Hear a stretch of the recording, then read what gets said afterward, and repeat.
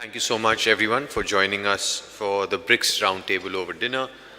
We have an interesting panel here today. So we'll have South Africa, Russia, China, Iran, the private sector, and of course, Brazil as well.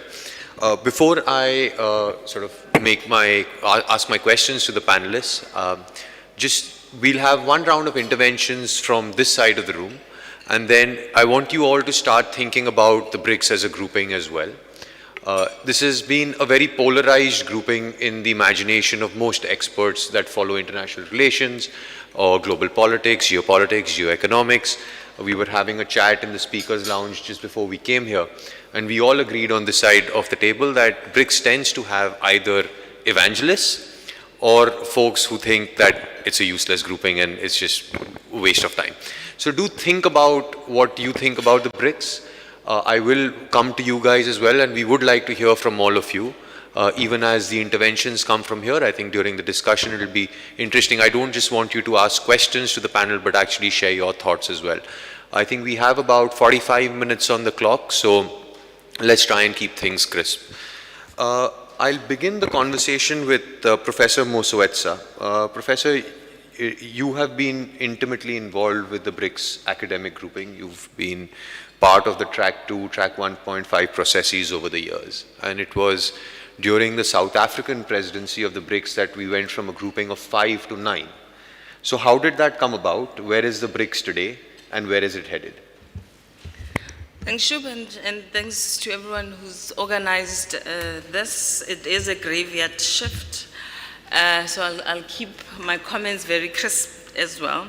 I think as BRICS, we should admit that we've come a long way. We've seen many things in our lifetime as BRICS. We've seen wars, we've seen elections, we've seen change of regimes, we've seen COVID-19, we've also seen the financial crisis, and through that we've still have survived as the BRICS, and we've survived largely because of the values that have held us together, the values of mutual respect, of consensus building, but also of more than anything else, of celebrating our diversity. And this is why it was then easy for us to then move from 5 to 9, again with the understanding that we want to celebrate diversity, and it is through diversity that we find our strength, when others wanted to see that as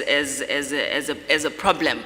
I think for me there are 5 key moments, and I don't want to take a lot of time, 5 key moments as I think about BRICS since 2009. There was the early phase of BRICS, and call this the era of economic cooperation and reform, 2009 to about 2012. And here, I think this was BRICS at its best, when it was international relations and the economists in the room shaping the discourse. Of course, 2024, you have sociologists also sitting in the room. I think for me that this early phase of BRICS culminated in 2012 when India first muted the idea of a development bank. And this is something also that I think we need to appreciate about BRICS, that sometimes we come up with an idea very early on, and it mutates and we mull over it, and then years later we adopt the idea. So that was the first phase, or what I call the first moment of BRICS. The second moment of BRICS around it's what I call the cooperation era. 2013, 2015, in some ways this is also the first moment of expansion of BRICS, because South Africa then comes in 2013, and what I call the Durban moment, the real Durban moment. There's another Durban moment that I'm not going to talk about. But in 2013, what we wanted to emphasize there was energy cooperation, and again, this is where we started aligning with Russia and energy, and emphasizing energy. 2014 was we wanted to cement financial stability with the Fortaleza Declaration. 2016, 2018, the third moment for me for BRICS was, if you think about it very carefully, this is when we also were experiencing serious financial crisis, global financial crisis. But for us, Goa, Shub takes over BRICS in Goa. We talk about innovation and digital economy and combating terrorism, because this is where it's at the height of those challenges. South Africa, borrowing from India, or continuing from India, we talk about the fourth industrial revolution, and it's something that I want us to come back to as we think about the next phases of BRICS. The fourth phase, what I call the fourth phase, or the fourth moment in the BRICS history, 2019, I think, for me, 2019 to 2021, there's Brasilia, there's Moscow. What signifies this moment for me is the COVID crisis, COVID-19 crisis, and again we needed to grapple with this moment, a new feature in the BRICS history. How did we do? I think as a BRICS we navigated this phase.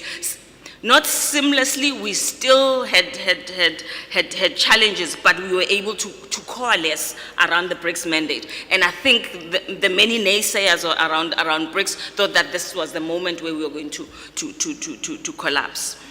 Let me just very quickly talk about the last phase, or well, the phase that we are in now, and maybe with a new moment coming in next year with Brazil taking over. The 2022-2024 is for me the fifth moment of BRICS, not only because we expanded, and again expanded with the understanding that with diversity and growing the global South family would strengthen us rather than nullify us. Of course, there's a Russia-Ukraine war. Again, it's a tipping point in our relationship, and I remember us thinking, are we going to even be in Moscow at some point? And we do show up in Moscow, and it is again a successful interaction around what brings us all together. For me, I think it is important that as we think about BRICS, we also think about what we have been able to achieve in a very short space of time. Other than just celebrating our diversity and focusing on key areas from the economic to people exchanges, I think that the new development bank has been a significant feature in again counting our successes. The COVID-19 and particularly the BRICS vaccine center and how we've been able to cooperate around that has again been a moment of success. I don't want us to not even count the expansion and the continued expansion of BRICS, because BRICS for us represents not just it's not a counter, it's a significant voice on the table. For us, we've said as a global South. And by the way, talking about the global South, I've never this year been in a forum for more than 2 hours and the global South is mentioned more than 20 times. Right? And it means that we are comfortable in defining who we are as the global South, as a political feature of global politics, right? For us as BRICS, the expansion and particularly in saying that we want to come up with not only economic alternatives, but also political economic alternatives. We've said very clearly, and I think since 2009, that instead of being invited to a table, we are going to build our own table with our own rules without nullifying others, because I think there is space for others to coexist with BRICS and as we expand. Thank you so much for that, Professor. Diversity is our strength. We've overcome many challenges. This is a relatively new grouping. In fact, I think it's a grouping that has emerged in all of our lifetimes, and we're still seeing it evolve. We've faced the Russia war, the Russia-Ukraine conflict, COVID-19. It's not a counter. Global South has been mainstream through BRICS. So those were my key takeaways from your intervention. Igor, Russia has very successfully hosted the summit in Kazan. But from your vantage point as somebody who looks at climate action very closely, November has not been a good month in a sense.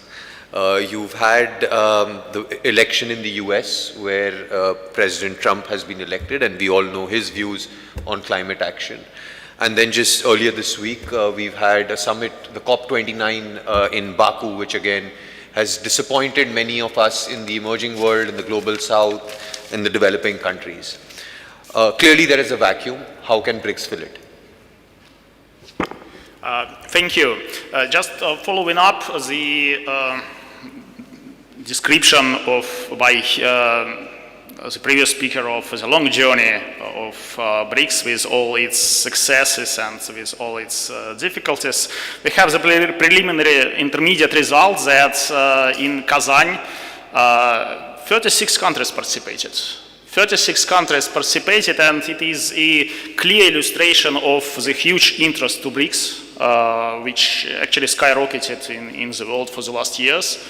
And the expansion of BRICS and the appearance now of the new category of countries, partners, it really opens up the new chapter in the development of this organization, which I think right now may become a real voice of the global south. And it's a very important part of BRICS evolution, and I really hope that it would bring to it the new quality.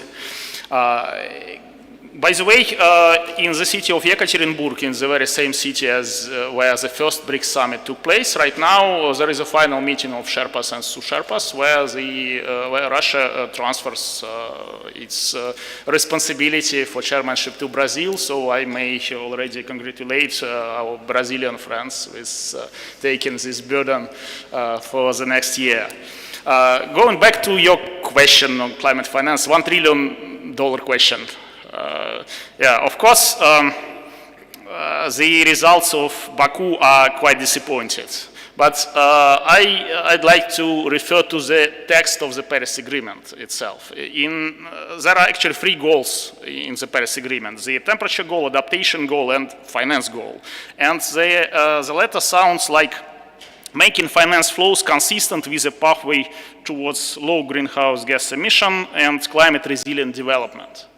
This goal is much, much broader than the discussion about provision of $300 billion or $400 billion or whatever else.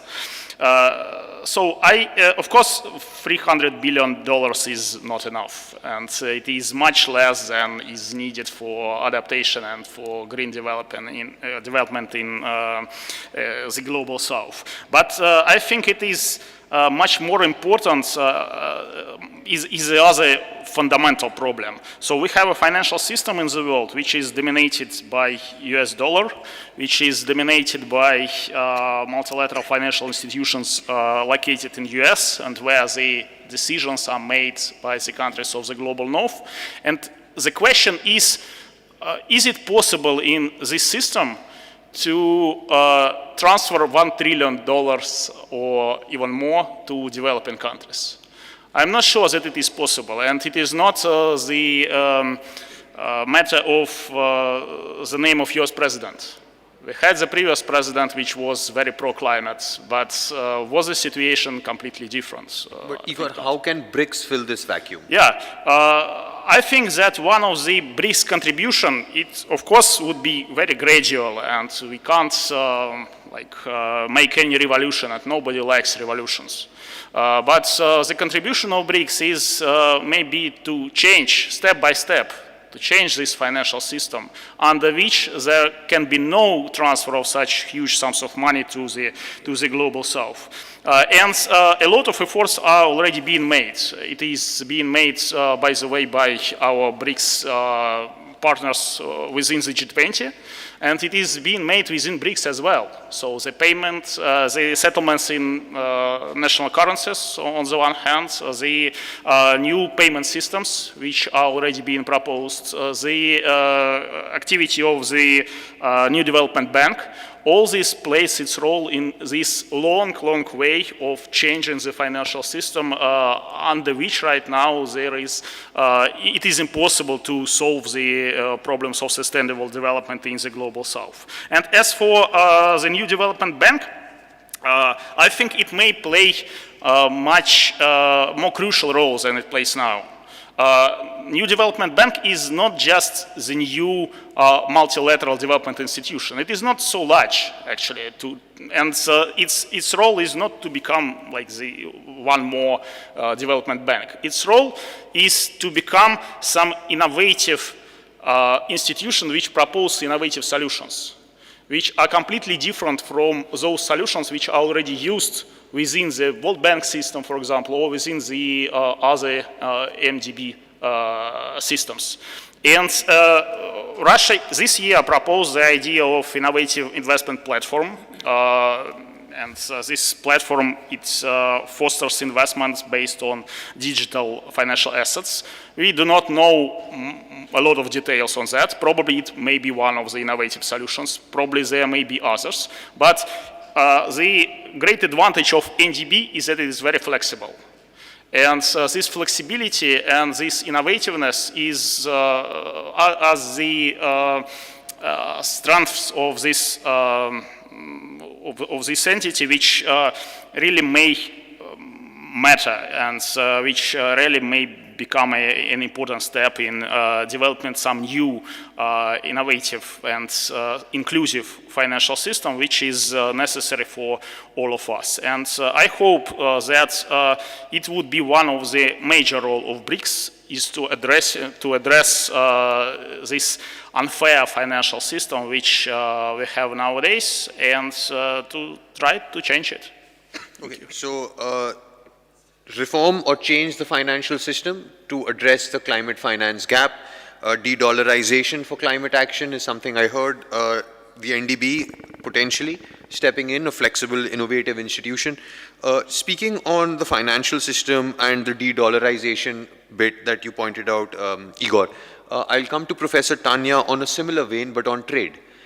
We have heard at the latest Kazan Summit, and it's not something new, we've been hearing about this for a while now, that can we start trading in our local currencies? Are we doing that? If yes, can you tell us what's working? If not, why are we not doing it? What do we need to do to start doing it and implement it? Is the NDB the institution to do it, to promote this, or do we need a new institution? Is it time for an NDB plus, like an IFC or another institution that can focus on trade and the financial system side? We have SWIFT that dominates the world. Can BRICS come up with a SWIFT equivalent of its own? Provocative, but I want your thoughts. Okay, thank you for the question. Well, it's true that conducting trade in local currency actually is a strategic move to reduce dependence on US dollars, which is actually urgent needs for many developing countries and also in emerging markets, because while the dependence on US dollars now cause a lot of risks and uncertainties because of geopolitical tensions and as well as the currency fluctuations. And where are we now? Are we actually using local currency to do trade among BRICS countries? The answer is yes. Some BRICS countries are now conducting an increasing amount of trade using their own currency, for example, Russia, China, India as well. And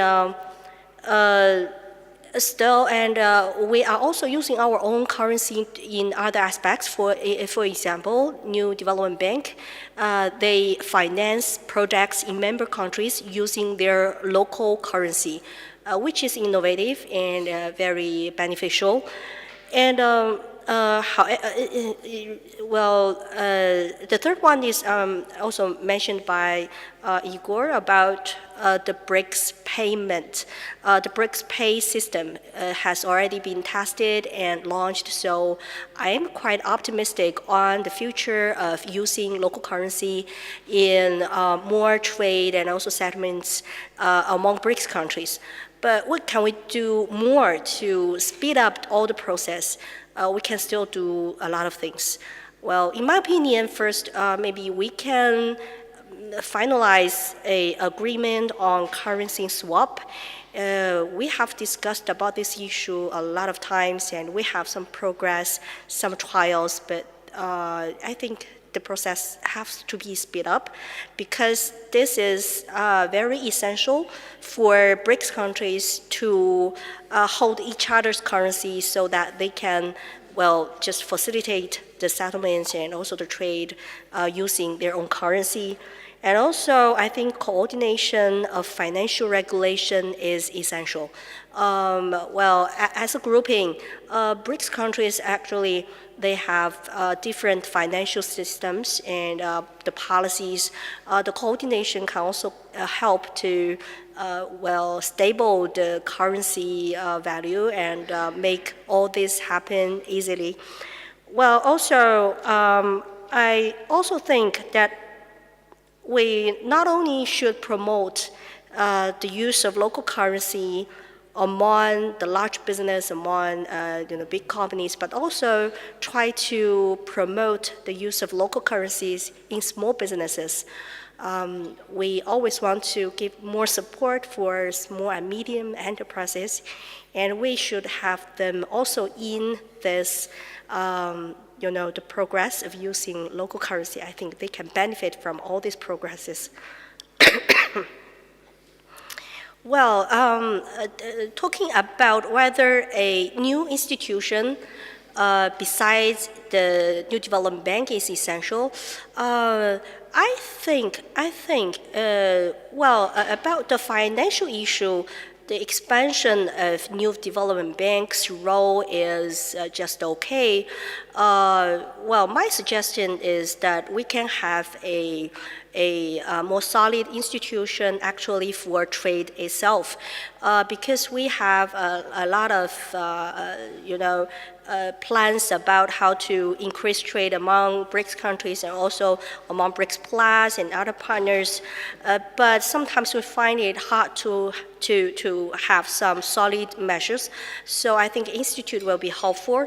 I will give an example. For example, in 2022, the Vice Prime Minister of Commerce in China, Wang Shouwen, suggested that BRICS should sign a free trade agreement to further tap into the potential for trade cooperation.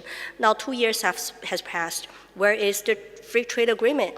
We're still talking about this, discuss about this, but it needs so many details to nail down. It needs so many coordinations among governments, among government departments. So my suggestion is that maybe an institution to better facilitate trade among BRICS countries, BRICS Plus, and other partners. I think this is beneficial, actually. With this institution, I think we can also help facilitate the use of local currency in trade settlements. It can just work with the New Development Bank, one on the trade aspect and one on the financial aspect. And also, with this institute, I think we can have more progress in eliminating tariff or non-tariff barriers among BRICS countries.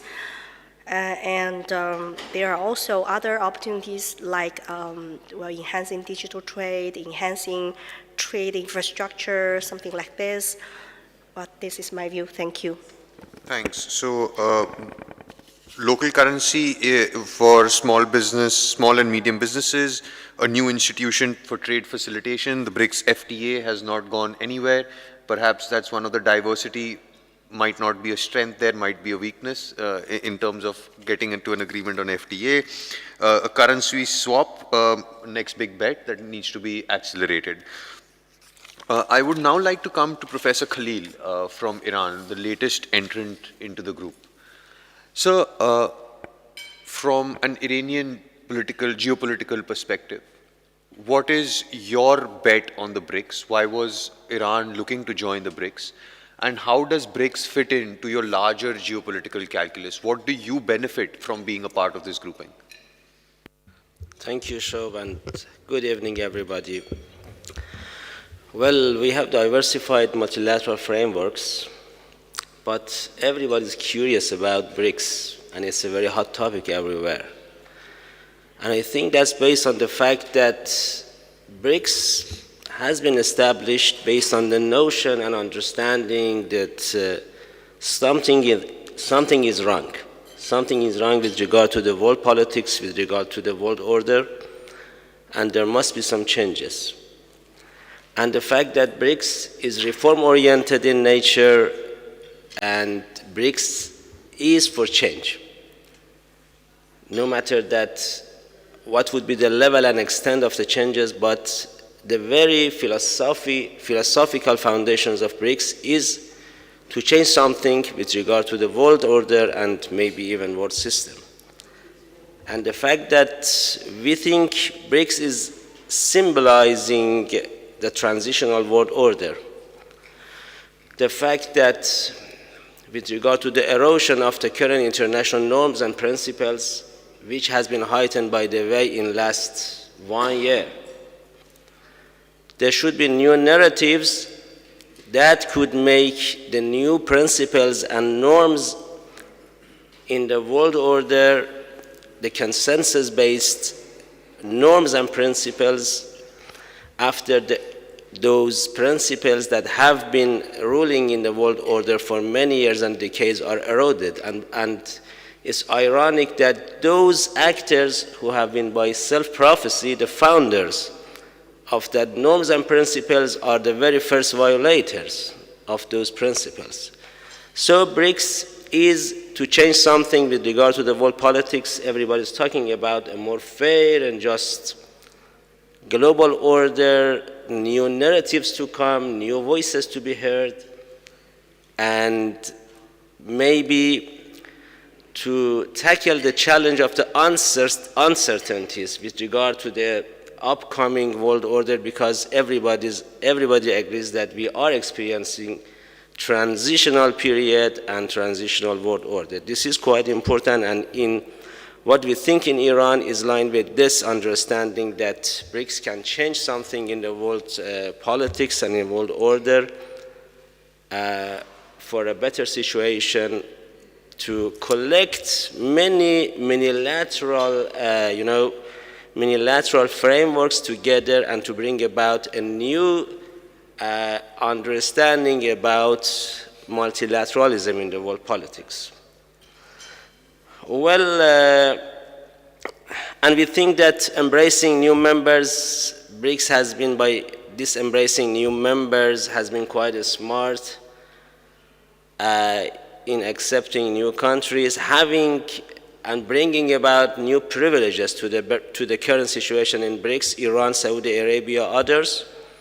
Iran, geopolitically very important actor in the West Asia in terms of the transit routes, in terms of this energy security, in terms of, having influence in the, surrounding region. So BRICS has been quite smart in embracing new members that would add geopolitically and geoeconomically to its value and to its significance. And I think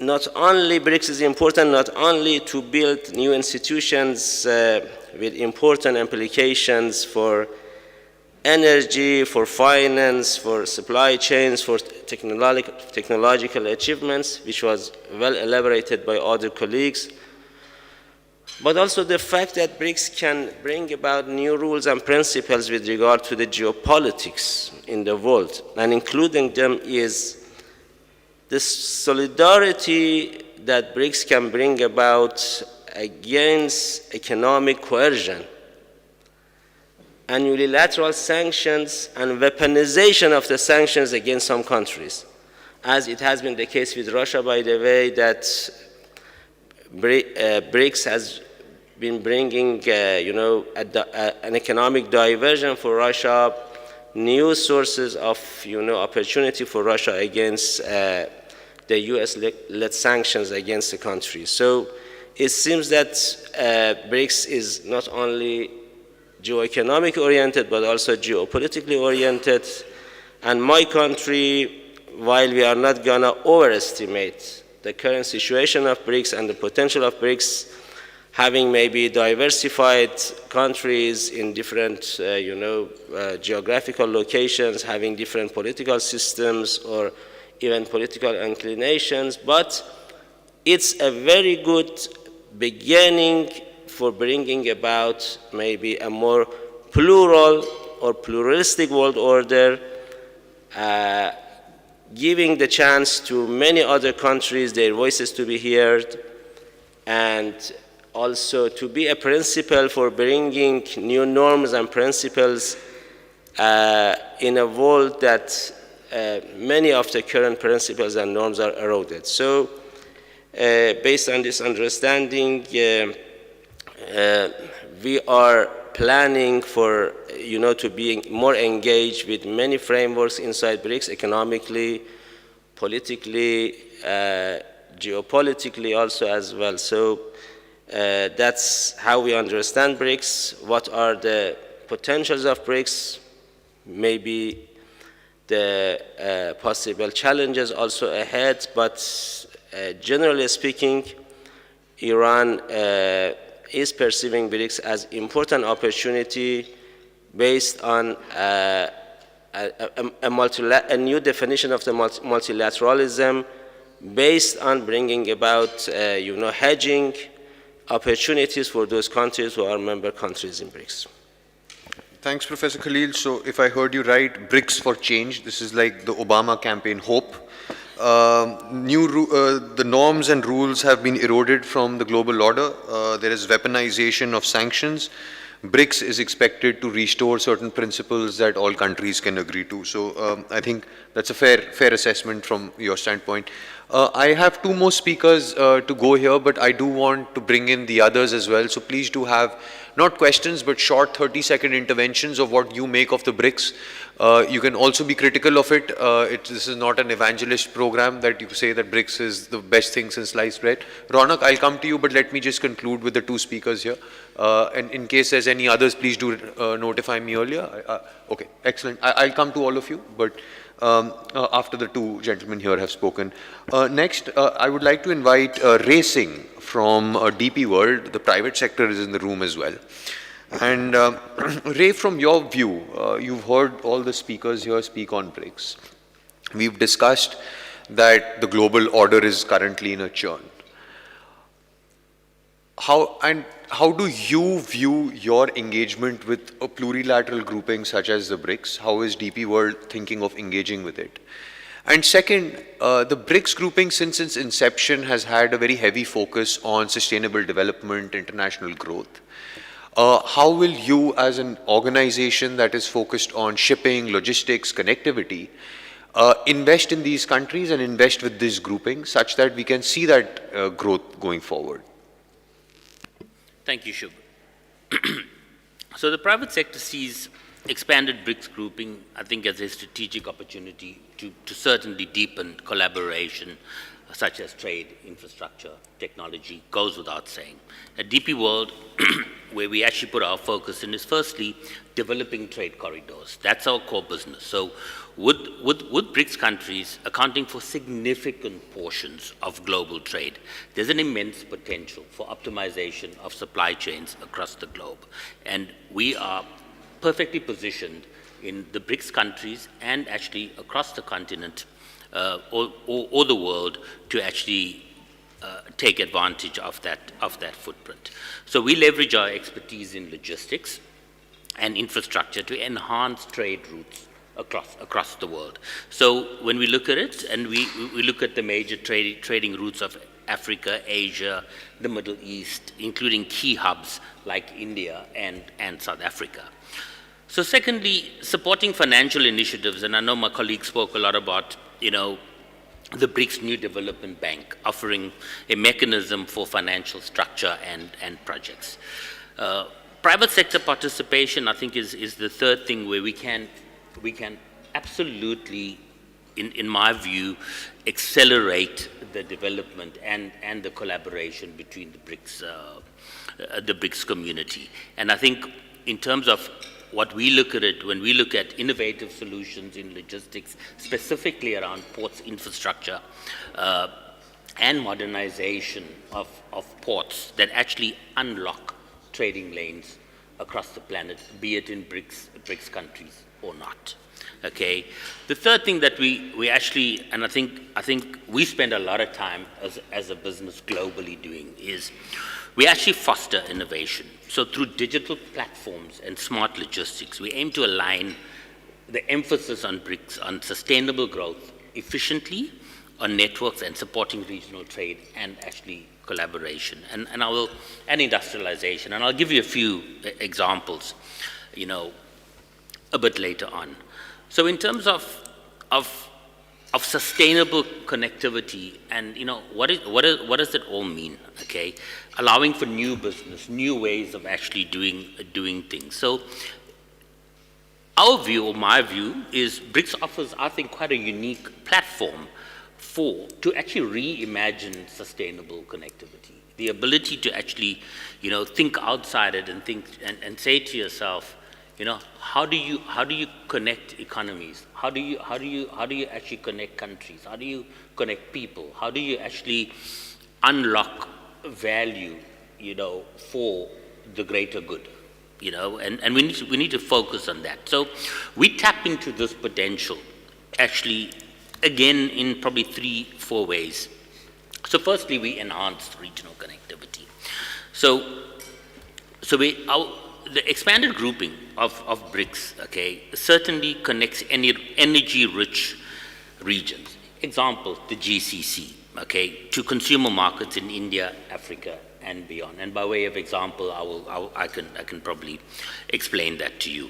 I think further, the enhancing regional connectivity, the integration provides opportunity to streamline supply chains and trade flows that are both efficient and sustainable. And when we talk about that, and maybe I'm going to use AFTA as an example, right, to actually look at, and we look at Africa and inter-Africa trade, okay, 16%, only 16%, okay, of inter-Africa trade happens between the African continent. When one compares that to Asia, 55%, the EU, 63%. So where we are in Africa right now, today, okay, we've actually got a lot of work to do.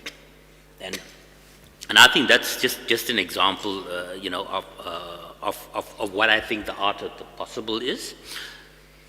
Promoting green trade infrastructure, I think in everything that we actually do as a business, and you will actually see it, we subscribe to ESG in terms of the alternate energy sources that we use, in terms of the facilities that we actually have, in terms of the carbon emissions, the decarbonization programs, all of that.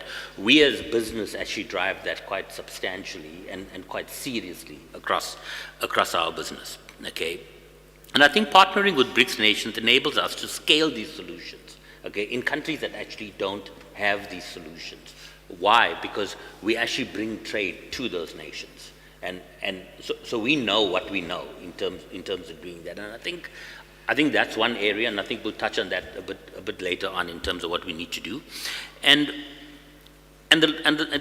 My last point is actually unlocking digital trade, and I think one underestimates the power of digitization in supply chains, because when one looks at it simply, you cut through stuff, you cut through the red tape, you actually enable free trade to flow. I'll give you an example, of that. You look at e-commerce and cross-border. You look at digitize. Just imagine if you can digitize customs processes that actually, when you look at global supply chains, some more advanced than others, some least advanced than others, if you can actually digitize customs processes, imagine what that does to actually unlock value and unlock trading lanes within the world, be it in BRICS or non-BRICS countries. So to conclude, I think my view is that by aligning to BRICS growth priorities, private sector certainly can actually act as a catalyst for development,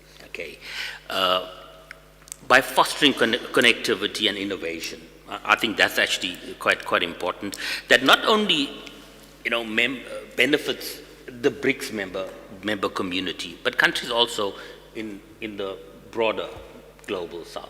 You see, Sarah, I only use global south once. No, I think Professor Moswetsa's point was actually a positive, that if it's being said 20 times, it's actually been mainstream that everybody's talking about it. But BRICS, BRICS is good for business, is what I heard. Supply chain optimization, enhanced trade routes. I actually like the point that you made, that you can actually help connect the continent, because this is perhaps the only global grouping where 1/3 of the members are African. So that's, again, something very interesting. Reimagining sustainable connectivity, connecting the continent, digitization of supply chains, enhanced trade routes. I think just to elaborate on that point, just one more time. So if we just picture 80 countries, picture about 60 ports, and picture DP World managing and handling 10% of the world's container flow. Huh. So that's the power that you can actually get it. Unlock a lot of value there. I will now come to André. André, you've had a busy year. You've got done with G20, and now you have BRICS and COP coming to you. My question to you, I want to actually flip it. I want you to give us homework. How do you think the academic community can help the Brazilian BRICS chairship or presidency and actually put its weight behind? What are the 2-3 things we need to do to help your presidency deliver the results that you want to see? What should we do to help you? You had a busy year. You need to relax. Many thanks, Shub, to you and to all the organizers of this event for putting it together. Let me jump right into your question for the sake of time. And before I give you my personal view on what you're asking me, let me just set the stage by offering you the priorities that have been set by the Brazilian government and the way that the government is intending to handle the BRICS presidency of 2025. The motto of the Brazilian presidency of the BRICS, which is forthcoming, will be enhancing global South cooperation for inclusive and sustainable governance. Now, mind you that this will be a short presidency of the BRICS because, as Shub has already mentioned, in the second semester we will also host the Conference of the Parties, the COP30, in the Amazonian city of Belém. And this means that for this reason we will have less time to conduct the meetings of the BRICS. This notwithstanding, we are ambitious and we are determined to emphasize concrete and very pragmatic measures to advance the BRICS agenda. We predict there will be 18 ministerial meetings, 4 Sherpa meetings, and 60 technical ones. So this is what we're expecting for next year. Now, as far as the themes that are priority and that you mentioned in your question, Brazil is emphasizing 5. First, governance reforms on global finance, which, by the way, as you know, is the original raison d'etre of the BRICS, right? The bloc was created, as Sarah also mentioned, to address inequalities and lack of voice of these emerging economies in international financial institutions, and particularly Bretton Woods institutions created in the post-war period. In addition to that, Brazil plans to also focus on new tools for trade and investment, and by doing so to follow what has been discussed in the Russian presidency. The second theme would be related to the governance of new technologies, and in particular, artificial intelligence, which is, I think, unavoidable, as this theme is very much on the table of the international political agenda in all forms. Thirdly, and another unavoidable theme, which is environmental, in particular climate change, and even more particularly energy transition. Fourth, we will prioritize health, and more specifically, tuberculosis and vaccines. And fifth, issues of BRICS institutionalization. That has to do with the new partners that were incorporated after the South African presidency of last year, and also, I'm sorry, the new members that were incorporated, and also now the new partners that were decided upon in Kazan. So, and by the way, regarding this last issue, it's notable that the BRICS, for all its importance and for all its achievement, has no charter and no government or no established procedures for intra-BRICS governance. So I think that's also part of the reason this issue is on the table. Let me give you my personal view. Originally you had asked for 3 main priority themes. I would take 2 from what's in the government's agenda, in particular, the issue of health. We have been calling for a long time for the BRICS to address the issue of tuberculosis, because BRICS countries not only have the highest incidence of TB worldwide, but also the highest incidence of drug resistance TB worldwide. And this is a health problem that specialists thought would be overcome by now, and it's not. But anyway, this is an issue that the BRICS, I think, has potential to address productively. And obviously also vaccines, right? Because the BRICS countries have the technology. We just came out of a major pandemic, and actually the BRICS countries were the ones who shared vaccines most widely on the global stage, much more so than the G7 countries. So I would keep that. The second one, I would also keep, and I think there's no way around it, the environmental issue, climate change, especially given that Brazil will host the COP30, and given that Brazil has the ambition to lead discussions on this issue area of climate change. And a lot has already been said about this, so without further ado, let me specify what I think would be the third major priority. And here, this is one that's not in the official agenda, but it is, however, very much on the agenda of the G20. So I think it's something that the Brazilian presidency of the BRICS could borrow from the Brazilian presidency of the G20, which has to do with social development, the fight against hunger and poverty. And if you think about it, these priority issue areas, they correspond to some of the key SDGs, Sustainable Development Goals, right? The Sustainable Development Agenda of 2030 does not have a hierarchy, but if we had to prioritize 3 SDGs, I would prioritize precisely these. Health is SDG 3, inequalities is SDG 10, and poverty is SDG 1, and climate change would be SDG 13. So the criteria for establishing these priority themes is not just their importance and the fact that at least 2 of them deal with quintessential global public goods, but also the potential that the BRICS have to address and to help solve crisis in these three issue areas. And here's where I think that the role of think tanks become critical, because our comparative advantage is to bring evidence-based policy proposals. And I think we have not been doing that in many of the track 2 processes and in many of the engagement groups, not just the BRICS, but also the T20 and others. This is where I think we can contribute the most. I'm afraid I ran out of time, so I'll stop here. But again, thank you very much. That's fine. The three issues that André feels we need to work with him on are environment, climate, energy transition is the first pillar, health, and here I completely agree with you, André. TB is a problem that we should have solved much earlier. It's time to focus our energies towards it and not just resolve it within the BRICS community, but also in the wider global South community, like we did with the vaccines during COVID. So that was a very good point. And of course, hunger and poverty. I think food security has taken global imagination during this conflict between Russia and Ukraine. There's the whole talk of food security all of a sudden, but it is a priority for us even irrespective of this war. So again, a point well noted. I will take the moderator's prerogative and go slightly over time because I do want to bring some of the people in.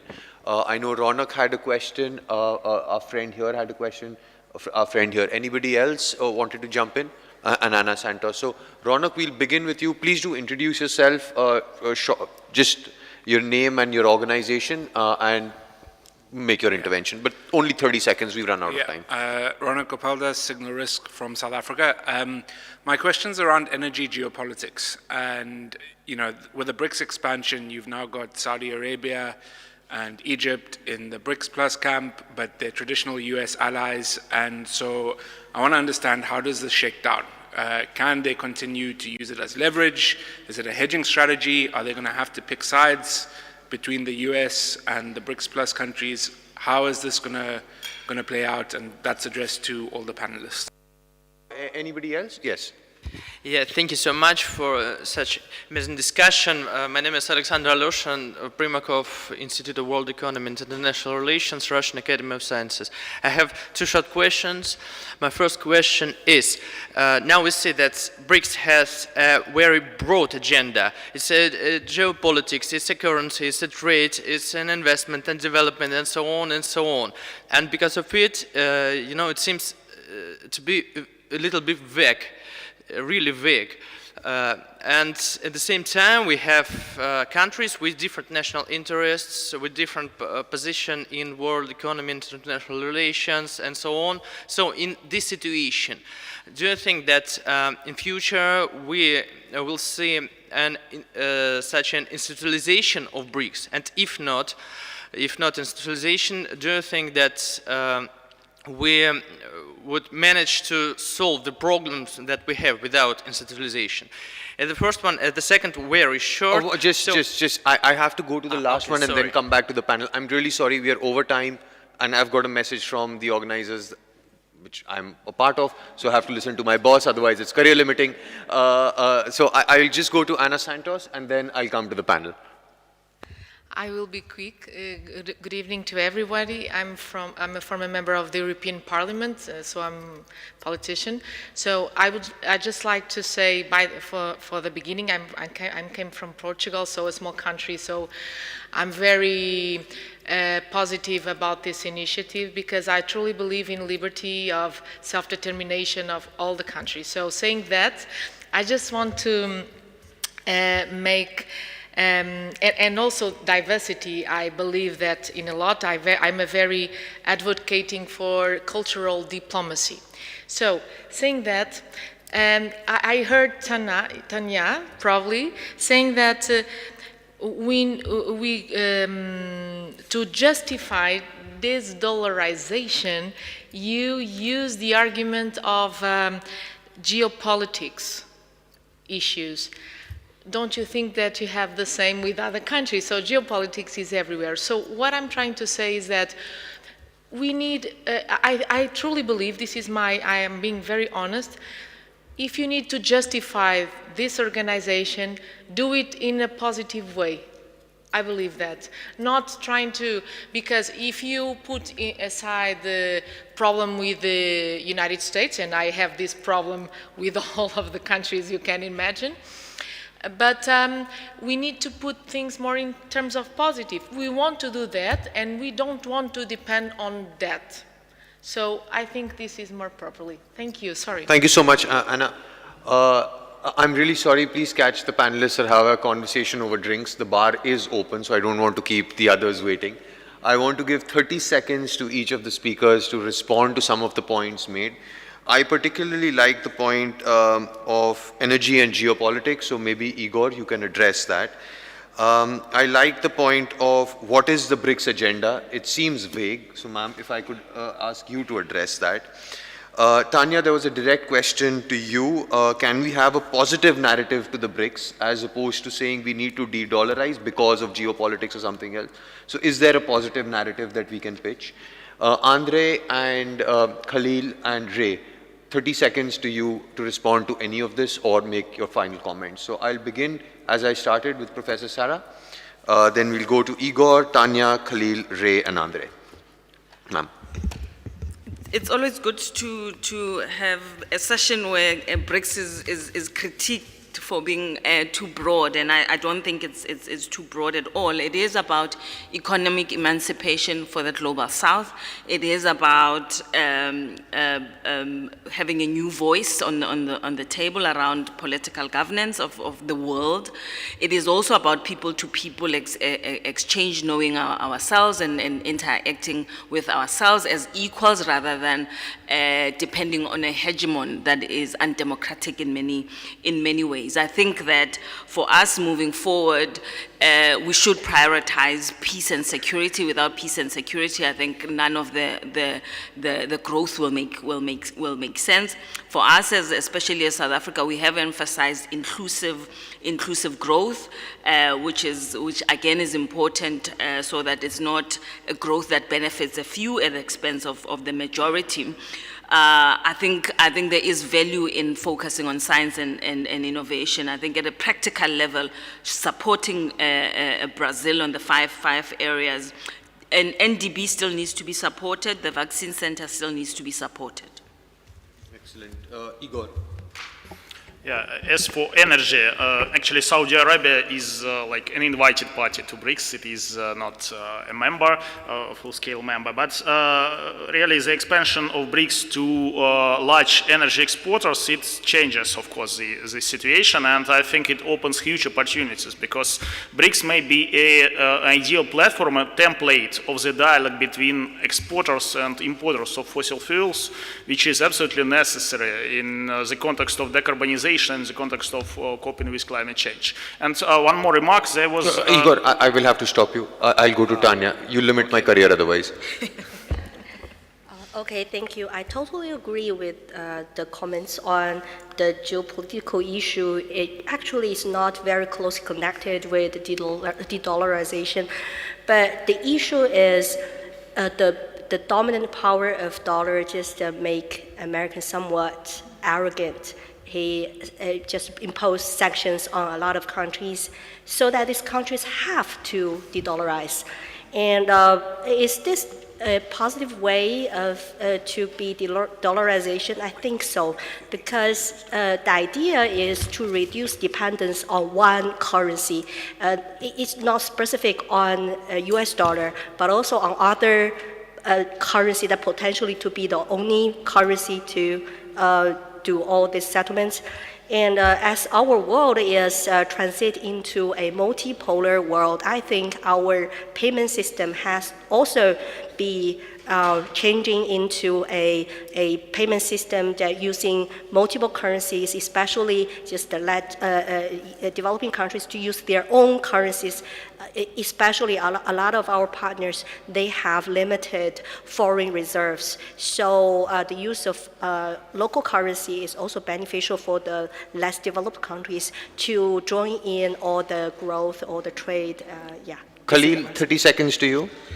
We are amidst the transitional world order and everything is changing, and BRICS is part of the changes that are happening. And the fact that it's part of the diversification of the global order, the new instruments and the new ways of, doing politics. Based on that, we should not perceive BRICS to be against anybody.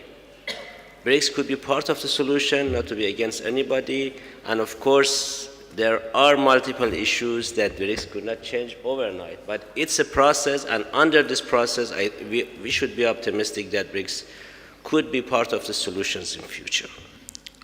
BRICS part of the solution for the future. Khalil? Ray? Thank you. So yeah, I'm going to be brief. In terms of the three areas that I think that BRICS should actually focus, prioritize, I think the first one is actually enable trade, lift barriers.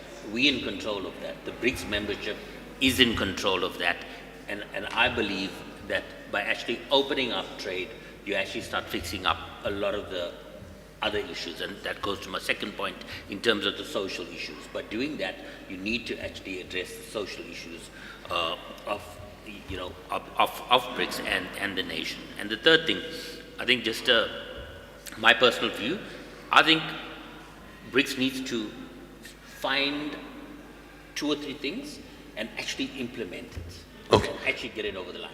Identify 2-3 priority areas and go for them. Trade being one of them. André, last word to you. Many thanks, Shub. Very briefly, I completely agree that the BRICS agenda tends to be vague. And actually, the outcome documents of Track 2 of the think tank council and of the academic forum oftentimes is more vague and more conservative than the ones of the leaders. So that's something that we have to at least attempt to change. That's an ambition of my government in 2025, to have concrete and pragmatic proposals that actually lead to action. Let's see if we succeed. I think one major challenge that we have is that as the group expands, collective action becomes a lot more difficult. This is not per se a reason not to expand, but it is a challenge that we will unavoidably have to face.